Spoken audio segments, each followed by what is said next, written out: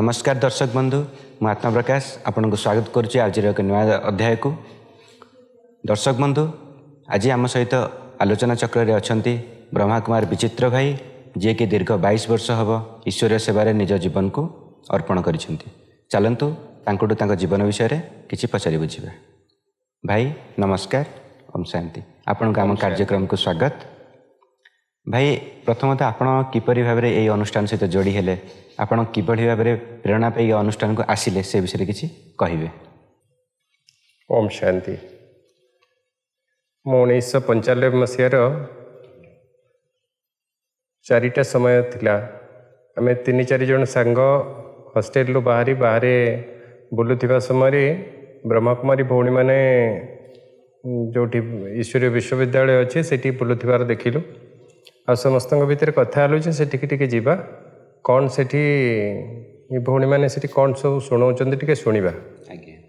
यही आଳରେ समस्ते विचार करके आसिलु आ आश्रम को गलु। जीवा पर सेठी 2 जन छोट छोट भौणी थिले, से माने आसिले। आसिके हमको किछि चित्र लागिथिला, से चित्र संबंध रे शुणैले। आ से चित्र को शुणिया भितर अन्य सांग मानकर मोर भी एते विशेष इच्छा नथिला, कहीं से बयस आम एमती आसीचु भौणी मैंने कौन शुणेबे। आध्यात्मिकता विचार आमर भितर प्रकृत नथिला, किंतु आसवा परे से परिवेश भितर ये विचार बहुत किसी जो परिवर्तन मिलला और शुणिया को लगिल। कि से शुणा भितर मत गोटे जिनस भल लगिला, से चित्र भितर गोटे चित्र सहित मोर बुद्धि माने फोकस सहित रहिला जे शरीर भितर एभली गोटे अदृश्य शक्ति अच्छी जे देखी होनी, किंतु से शरीर रे सब किछि करूछि। आ ये संसार रे गोटे अदृश्य शक्ति अच्छी जे कि देखी होनी, से संसार रे सब किछि करूछि। मु आ से कौन शुणाउतले ता भितर से केते कथा सब शुणैजंती। लास्ट को मते भितर कष्ट लागिला जे भौणीटा एते ऊपर को चाहि चाहि शुणाउचंती, तांको बेक रे किछि प्रॉब्लम हबो। तेणु मु तांको कहली भौणी थाउ, मु जेतिकी शुणिली मते एतिकी भल लागिला। अन्य सांग माने केमती जल्दी सेठू बाहरी आसिबा पई प्रयास करी पळे आसिलु। किंतु आसिबा रास्ता रे मु जेतेबेले सेठू पळे आसिली, मते एई जो कथाटा बहुत बड़ विव्रतता मो भितर सृष्टि गला। ये शरीर भितर गोटे अदृश्य शक्ति अछि जे कि देखि होनी, किंतु से शरीर रे सब किछि करूछि। संसार रे आ गोटे अदृश्य शक्ति अछि जे देखि होनी, सब किछि करूछि। मते से एते हैरान कला से दीटा विचार। मु आ सेई दिन आ राति मते आ निदटा भी भल हेलानी। मो तापर दिन सकाळु पुणी चेष्टा कली जे नाई आउ कौन ता भितर अच्छी जीवा आउ टिके शुणिबा, किंतु आउ को सांग माने सेटिके आसीबा ना धरलेनी। मु आसिली शुणिली 7 दिन शिक्षा व्यवस्था को शुणिबा परे मो भितर लागिला ना ये संसार रे जेते प्रकार शिक्षा को आमे शुणुचे जानुचे, ये ता भितर गोटे विशेष शिक्षा किछि जो शिक्षा बाबद रे विशेष ध्यान दबाटा उचित। मो ये कथा जानिबा परे मु आउ टिके जानिया को इच्छा बढ़ेली, किंतु सेठी जो भौणी मैंने थिले मु तांको कष्ट दबा को चाहिलेनी। सी जहाँ जी कहले मु सेई भली बुझे न बुझी हाँ हाँ मारिकी चलली। से तापर मते कहले कि नहीं योग शिखिले आपन को आउ जहाँ सब अच्छी से जिनस आपन जानी जिवे। मु छोट योग बाबद रे से मते जहाँ दिन शुणैले, मु जेहेतु मानसिक स्तर रे विचार आसुला हाँ शुणिबी, किंतु बुद्धि मोर सेतिकी स्वच्छता नथिला। तेणु मु से ज्ञान को सम्मानर सह खाली से भौणी मान कष्ट न हो शुणु थाए। जितेबाला से योग रूम रे मते आनी बसैले, से लाइट तले बसिया परे से जो फोटो चित्र सामना रे बसी थिली जहाँ को प्रजापिता ब्रह्मा बोली कहते, मते लागुले कि से व्यक्ति जने मो आड़ को चाहिए गोटे किसी हसुचंती आ मते कहउचंती आ मु भी तांको किछि कहूची। आरी भितर आम 2 जनकर केते गुड़िया समय बीतीगलानी। मते बहुत से दिन माने भितर भितर बहुत गोटे आनंद लगिଥିଲା। से आनंदता भितर मते इच्छा होता जे नाई आउ गोटे जीवन किसी मते नुआ मिलिया को जाउची। मु जहाँ भितर विशेष डुबीबाटा मो पाई बहुत भल। सेठू मु एक कथा शुणु थाए, शुणी शुणिकी मन भितर जमती लगुच आम बहुत समय धरी कथा हेलुणु। मोर जो जो फोटोचित्र गुड़िक बाबद विशेष जानिया को इच्छा होता मु तांको पचारुची, सी मते तार सरलता रे बुझाउचंती। आ से दिन भौणी जो शुणाउथिले जे एठी बुझेला वाला कौन सी मनीष नुहंती, ये सृष्टिर सर्वशक्तिवान जे ज्ञानर सागर से ये पढ़ाऊँच।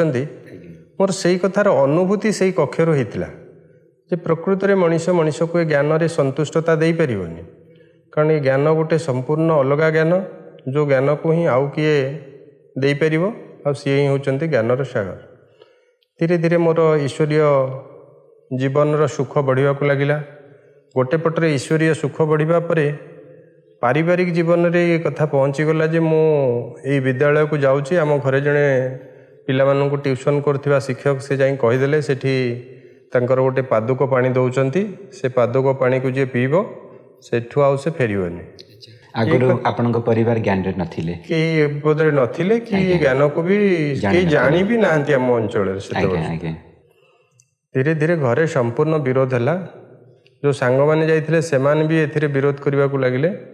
ଘରେ ପୁରା ବନ୍ଦ କରିଦିଆଗଲା ଯେ ନାଇଁ ତୁ ଆଉ ସେଠିକି ଯିବୁନୁ। ବାପା ମଧ୍ୟ ଏତେ କ୍ରୋଧୀ ହେଇଗଲେ, ଆସିକି ଭଉଣୀମାନଙ୍କୁ ବି ସେଣ୍ଟରରେ ବି ତାଙ୍କୁ ବି ମନା କଲେ ଯେ ନାଇଁ ତାକୁ ଏଠିକି ଡାକିବାକୁ ମନା କରିବ, ସେ ଏଠିକି ଯେମିତି ନ ଆସେ। ଭଉଣୀମାନଙ୍କୁ ବି ଟିକେ ବି ଆଖି ଦେଖେଇବା କାର୍ଯ୍ୟକ୍ରମ ସେ କଲେ। ଏହା ଭିତରେ ଭଉଣୀମାନେ ଏ କଥାକୁ ଭୂକ୍ଷେପ କରିନାହାନ୍ତି। ସେ ତାଙ୍କର ଯେମିତି ମୋତେ ସହଯୋଗ ଦେବା କଥା ଦେଲେ। ମୋର ସେହି ସମୟରେ ଗ୍ରାଜୁଏସନ୍ର ଫାଇନାଲ୍ ଇୟର୍ ଥାଏ, କିନ୍ତୁ ମୁଁ ମୋର ଗ୍ରାଜୁଏସନ୍ ଫାଇନାଲ୍ ଇୟର୍ ଭିତରେ ମୋର କିଛି ବ୍ୟବସାୟିକ ଜୀବନ ସହିତ ମୁଁ ଧୀରେ ଧୀରେ ଯୋଡ଼ି ହୋଇଯାଇଥାଏ। ମୋର ଅନେକ ବ୍ୟବସାୟିକ ଲୋକଙ୍କ ସହିତ ସମ୍ପର୍କ ହୋଇଯାଇଥିଲା, ସେମାନେ ଆସନ୍ତି। ମୁଁ ଗଭର୍ଣ୍ଣମେଣ୍ଟର ଗୋଟେ ସପ୍ଲାଇ ସହିତ ବି ଯୋଡ଼ି ହୋଇଥିଲି। ଏଇ କାରବାର ଭିତରେ ଯୋଡ଼ି ହୋଇକି ମୁଁ ଦୁନିଆର ଜୀବନଯାତ୍ରାକୁ ପୁରା ଉପଭୋଗ କରୁଥିଲି। ଈଶ୍ୱରୀୟ ଜ୍ଞାନ ତାଠୁ ସମ୍ପୂର୍ଣ୍ଣ ଅଲଗା ରାସ୍ତାକୁ ମୋତେ ନେବା ପାଇଁ ଚାହିଁଲା। ଏଇ ଅସୁବିଧା ଭିତରେ ଧୀରେ ଧୀରେ ମୁଁ କ'ଣ କରିବି, ଆକୁ ନେବି କି ତାକୁ ନେବି, ମୋତେ ସମସ୍ୟା ହେଲା। ଏ ଭିତରେ ପରିବାରର ଝାମେଲା ବଢ଼ିଗଲା। ବଡ଼ ଭାଇ ପରିବାରରୁ ଅଲଗା ହୋଇଗଲେ।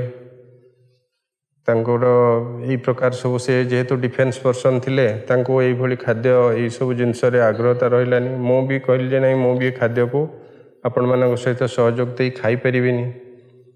ବାପା ମା ମଝିରେ ବି ଅଡ଼ୁଆରେ ପଡ଼ିଗଲେ, ଏପଳ ହେବେ କି ସେକୂଳ ହେବେ।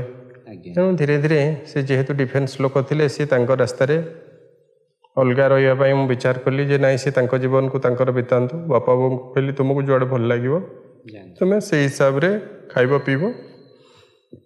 ଏଇଭଳି ଜୀବନଯାତ୍ରାଟା ଈଶ୍ୱରୀୟ ଜ୍ଞାନ ସହିତ ଯୋଡ଼ି ହେଲା। ମୁଁ ଆଉ ପରିବାରଠୁ, ଈଶ୍ୱରୀୟ ପରିବାରଠୁ ଅଲଗା ହେବା ପାଇଁ ପ୍ରୟାସ କଲିନି।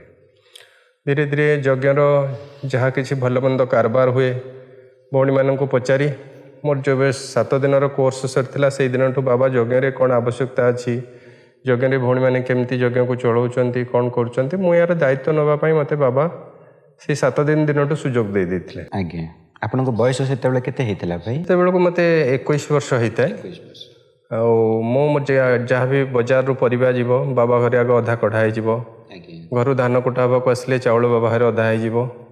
ଯାହା ହେଲା ଧୀରେ ଧୀରେ ଘରେ ବି ଏକଥା ଜାଣିଲେ, କିନ୍ତୁ ବାପା ମା ଆଉ ଏଇ ବାବଦରେ ବିଶେଷ ବିରୋଧ କଲେନି, ଯେହେତୁ ମୋର କିଛି ଆୟ ଥିଲା। ଭଉଣୀମାନେ ମୋତେ ଦୁନିଆର ରାସ୍ତାରୁ ହଟେଇବା ପାଇଁ ବହୁତ ସହଯୋଗ ଦେଲେ। ଦୈନନ୍ଦିନ ମୁଁ ଆସିବା ମାତ୍ରେ ହୋଟେଲ ବଜାରରେ ସବୁବେଳେ ଖାଉଥିଲି ବୋଲି ସେମାନେ ମୋତେ କିଛି ନା କିଛି ବାବା ଘରୁ 4ଟା ବେଳେ ସ୍ନାକ୍ସ ଜିନିଷ ଦେଇଦେବେ। ମୋର ହୋଟେଲ ଖାଇବା ବି ଛାଡ଼ିଗଲା। ସାଙ୍ଗସାଥି ମେଳରେ ଯେଉଁ ସନ୍ଧ୍ୟାବେଳେ ଯାଇ ବସୁଥିଲି, ସେଠି କୌଣସି ପ୍ରକାର ସବୁ ବଦ ଅଭ୍ୟାସ ଥିଲା। ଏମିତିକି ହେଲା, ବାବା ରୁମ୍କୁ ନ ଆସିଲେ ମୁଁ ବିଚଳିତ ଅନୁଭବ କଲି। ମୁଁ ମୋର ଆସି ବାବା ରୁମ୍ରେ ବସିଯିବା ଦ୍ୱାରା ସିଏ ବି ମୋଠୁ ଦୂରେଇଗଲା। ଏଇଭଳି ମୋତେ ବହୁତ ଭିତରେ ପ୍ରଫିଟ୍ ହିଁ ପ୍ରଫିଟ୍ ହେଲା, ଯେଉଁକି ମୁଁ ବିଜନେସ୍ ପ୍ରଫିଟ୍କୁ ଯେମିତିକି ନଜର କରୁଥିଲି, ଇଏ ପ୍ରଫିଟ୍କୁ ମୁଁ ବିଶେଷ ଧ୍ୟାନ ଦେଇ ବାବାର ଘରର ଦାୟିତ୍ୱ ନେଲି। ଅନ୍ୟମାନଙ୍କୁ କେମିତି ଈଶ୍ୱରୀୟ ଜ୍ଞାନକୁ ଆସିବାର, ମୋର ଯେଉଁ ବ୍ୟବସାୟିକ ସମ୍ପର୍କ ଥିଲା ସେମାନଙ୍କୁ ଆଣିବାକୁ ଲାଗିଲି। ବାବା ଘରେ ଆଉ ଗୋଟେ ନୂଆ ପରିବାର, ପରମାନେଣ୍ଟ ପରିବାର ତିଆରି ହୋଇଗଲା। ଏମିତିରେ ମୋର ଛାତ୍ର ଜୀବନ ଆଜି ଦିନରେ ମୁଁ ଆସି ଗୋଟେ ସେବା ସ୍ଥାନରେ ନିଜର ସାରା ଦିନର ସମୟକୁ ଏଇ ଈଶ୍ୱରୀୟ ସେବାରେ ଲଗାଉଛି। କାରଣ ଜୀବନର 75% 60% ସମୟ ଦୁନିଆର ଡେଷ୍ଟ୍ରକ୍ସନରେ ଲଗାଇଦେଲି। ଯାହାକୁ କନଷ୍ଟ୍ରକ୍ସନ୍ ଭାବୁଥିଲି, ପ୍ରାକ୍ଟିକାଲ ଲାଇଫ୍ରେ ଦେଖିଲି ଯେ ସେଇଟା କନଷ୍ଟ୍ରକ୍ସନ୍ ମୁଁ କରିନି ସେ ଜୀବନରେ, ନା ମୋର କରିଛି, ନା ସମାଜର, ନା ପରିବାରର। କିନ୍ତୁ ଆଜି ଈଶ୍ୱରୀୟ ବିଶ୍ୱବିଦ୍ୟାଳୟକୁ ଆସିବା ପରେ ଏଇଠି ଯାହା ମୁଁ ଦୈନନ୍ଦିନ ପାଉଛି, ତାକୁ ଯଦି ମୂଲ୍ୟାଙ୍କନ କରେ ଭିତରେ କେତେ ନିଜକୁ ଘୃଣା ଲାଗିବ ତାହାର କିଛି କଳ୍ପନା ନାହିଁ। କିନ୍ତୁ ବାବା ମୋତେ ଏତେ ଆଜିର ଦିନରେ ବି ଗେହ୍ଲା କରୁଛନ୍ତି, ପାଳନା ଦେଉଛନ୍ତି, ତାଙ୍କ ଘରେ ରଖିଛନ୍ତି, ଯେଉଁଟାକି ମୋ ଯୋଗ୍ୟତାର ସମ୍ପୂର୍ଣ୍ଣ ଅଲଗା ଥିଲା। ତେଣୁ ମୁଁ ଏଥିପାଇଁ ସବୁବେଳେ ईश्वरीय विश्वविद्यालय परिवार वालों प्रति हो शिक्षादाता परमात्मा प्रति हो सब बेले मोर कृतज्ञता रही मो ईश्वरीय विश्वविद्यालय 22 वर्ष विद्यार्थी आज विश्व शांति सरोवर सेवा केन्द्र रे निजर दैनंदिन सेवा दौची मत जेकोसी सेवा मिले मुझे प्रसाद बोली भावी दिए आ भल भल शुभ विचार भी आसे जमी छोटे छोट सेवाटी हो से बाबा जे नहीं मो जीवन अनेक प्रकार महिला जो अच्छी ना यही सेवा द्वारा तार परिवर्तन रूप बदल यही मो विद्यार्थी जीवन में मुझे सबुदिन सुखर अनुभूति करे। भाई आपण जमती कहले जे आपण दीर्घ 22 वर्ष हो आपण यही अनुष्ठान सहित जोड़िकी अच्छा निजे मध्य राजयोग प्रैक्टिस करें शुणिलु तो भाई एमती जदि आम एक पदरे कहवा ताले एभली कौन जिनस अच्छी जोटा को आपन को आकर्षण में बांधि रखी जहाद्वारा कि आप दीर्घ 22 वर्ष हम आपण जीवन को एभली एक अनुष्ठान में योगदान कर विषय किसी कहे। हाँ मत आज्ञा आ भितर गोटे सत्यर अनुसंधान सब मिले जमी गोटे छोटिया कथा मुझे शुणिली जे राजयोगर विद्यार्थी हाँपाई हेले 4टा जिनसर सहयोग नितांत जरूरी से विषय वस्तु आसला जे दैनंदिन सत्संग करने को पड़ो शुद्ध अन्नर आहार नवापाई पड़ो आ दैवी गुणर धारणा करने को पड़ो ब्रह्मचर्यर सहयोग ये 4टा कथा ज्ञान आधार से मत शुणी देते किंतु सत्संग बाबद में जेहेतु गोटे ब्राह्मण कूल जन्म नहीं मोर दैनंदिन पूजापाठ करवा कौन सी धार्मिक अनुष्ठान सहित जोड़ी हवा ये पूर्व संस्कार थिला किंतु से संस्कार सीना थिला मु संस्कारित तो ही नथिली जेतेबेले मु शुणिली जे आध्यात्मिकतार अर्थ होची जोठी आत्मा संबंधी अध्ययन हुए मुझे जानी आध्यात्मिकता माने मंदिर जावा पूजा करवा किसी एमती करदे से आध्यात्मिकता कि जानी ना प्रकृत ये हूँ माने अतुट सत्य ये आत्मा संबंधी पाठ पढ़ाला सबुटिक शरीर भावी जाऊली शरीरधारी गोटे मूर्ति सामने ठिया होती मोर मनर आलाप करदे रिलैक्स होती आसुली किंतु एठी कौन है मो रिलैक्स हवा सहित परमानेंट सल्यूशन पाईगली जे मो भितर मु रिलैक्स हेबिनी अन्य मानक भी रिलैक्स करें से मुझे शुणिली जे सत्संगर अर्थ होची ये शरीर रे गोटे सत्यतार कौन जिनस अच्छी संसार रे गोटे सत्यतार कौन जिनस अच्छी ये दी जन आपस रे सांग हवा से सांग हबार द्वारा कौन हम ना अन्न रे शुद्धता आसीबो शुद्ध अन्न माने जानी जे बिना पियाज रसुण विभिन्न खाद्य को शुद्ध अन्न प्रकृत में जानिली जे जेतेबेले जेकोसी खाद्य तैयारी करा जाउची सेही समय रे से खाद्य को जदि परमात्मा जी सृष्टिर सर्वोच्च पवित्र सत्य तांको जदि मने पकईकि से खाद्य को तैयारी करा जिवो ताले सेथिरे शुद्धता है जिवो भक्ति मार्ग रे सुनिथिली मीरा को विष दिया जाइतिला किंतु से कृष्ण को मने पकई पीवा द्वारा से बंचितिले मरी नथिले किंतु से तार यथार्थता साइंटिफिकली रिजन मत बुझा पड़गला जे कृष्ण गोटे एत पवित्र शक्ति थिले जो मीरा तांको मने पकईवा द्वारा विषरु विषहरण हो जाता तेणु तांकर मृत्यु हो नाता तेणु आज आम जेकोसी खाद्य खाऊचे से खाद्य तैयारी हबारु खाइबा पर्यंत जदि आम से शुद्ध मनरे परमात्मा को निजर संबंध रे जोड़िबा तांको सहित बसिबा तांको सहित खाइबा से खाद्यर शुद्धता आसीजो यही जो संगर प्रभाव मो गुण को मध्य प्रभावित करि एक कथा भी बुझा पड़गला काली कुसंगरे आसुली अनेक प्रकार खाद्य खाऊली मो गुण प्रभावित होता से ही प्रभाव में कौन होता मो चरित्र परिवार चरित्र समाज चरित्र को मु गोटे दाग लगाऊली किंतु एबे जानीगली जे प्रकृत में शुद्ध अन्न सेतिक बेले होची जेतेबेले आमे सेही परमात्मा को मने पकई निजको शुद्धतारे रखी करुचे शुद्ध अन्न ये अन्नर प्रभाव कौन करुची ना मो गुण को तुरंत बदल दूसरी आ ये गुण बदलवा द्वारा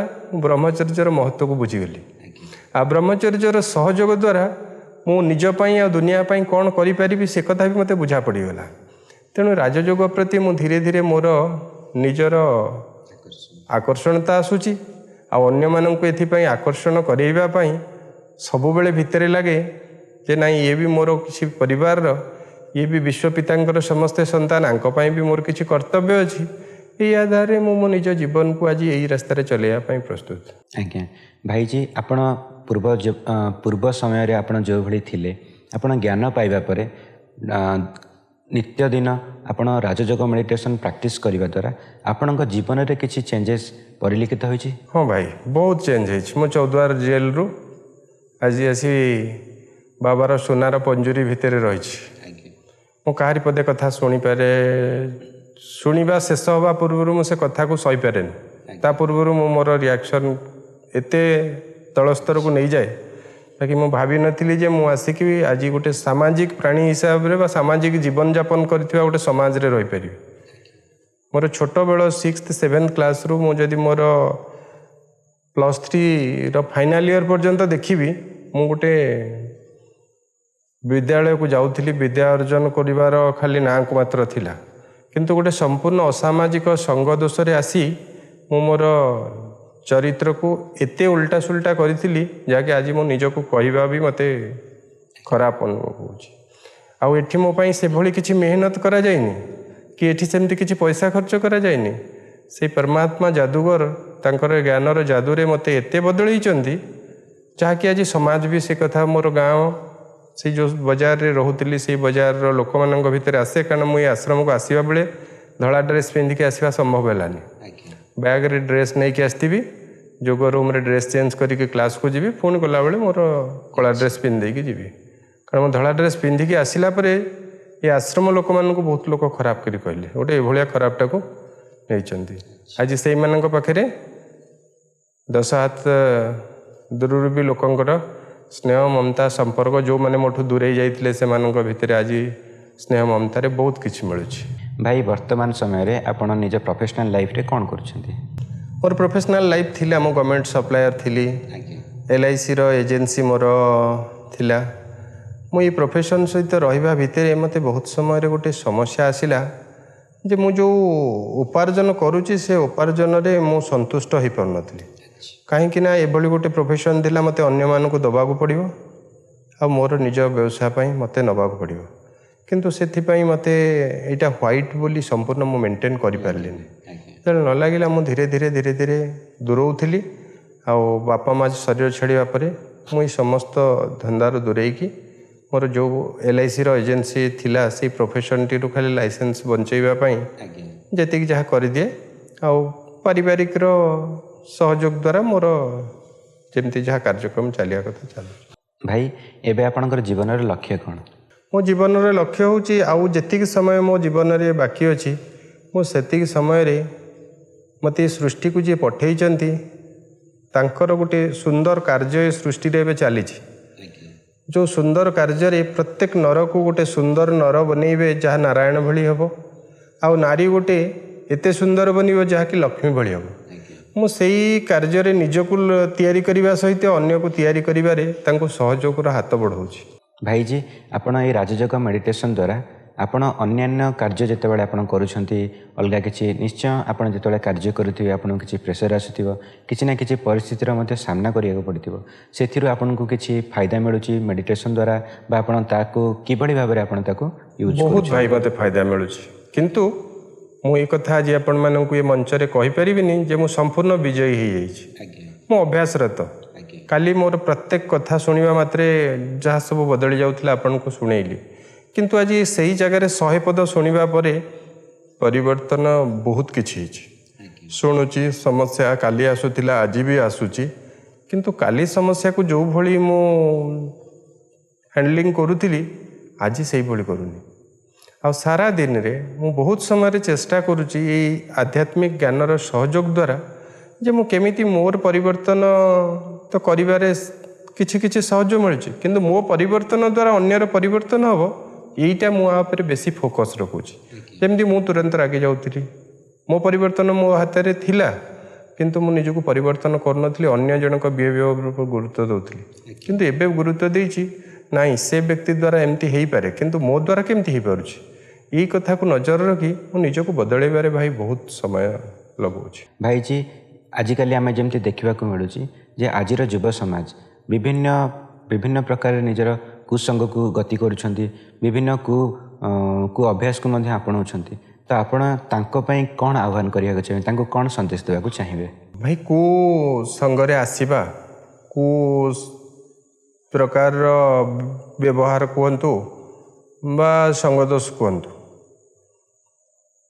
କେହି ଚାହାନ୍ତିନି, କିନ୍ତୁ ସମୟ ପରିବେଶ ଗୋଟେ ଏମିତି ରାସ୍ତା ନେଇକି ଗତି କରୁଛି, ସେ ଯାତ୍ରାରେ ଯିଏ ଗାଡ଼ିରେ ବସିବ ସେ ସିଆଡ଼େ ପଳେଇବ, किंतु यही समय परमात्मा सी सृष्टि रे गोटे बड़ जाल बिछाई मो भाषा से हूँ गोटे ज्ञानर जाल से ज्ञानर जाल रे समस्त को कौन करा जाऊ ना किछि किछि आनिकी पका जाऊ आ पढ़ा द्वारा कौन हम निश्चित जना पड़ जे किछि समय पर से कुआड़े जाऊँच आ कुआड़े जाऊनी माया तार गोटे बड़ जाल बिछाई से जाल रे जी पड़ जाऊँगी सी आ बाट घट पाऊनी किंतु बाबा आसी गोटे एमती सुंदर ज्ञानर जाल बिछाई से जाल भितर को जी आसो ताको हजार हजार बाट देखा से मत ज्ञानटीर जो वास्तविकता जीवन में प्रकृत में समस्त पाखे सब ज्ञान अच्छे किंतु ये जो आध्यात्मिकता ज्ञान जहाँ को आत्मा संबंधी ज्ञान कहुच्छी ये ज्ञान सृष्टि रे मु भावुची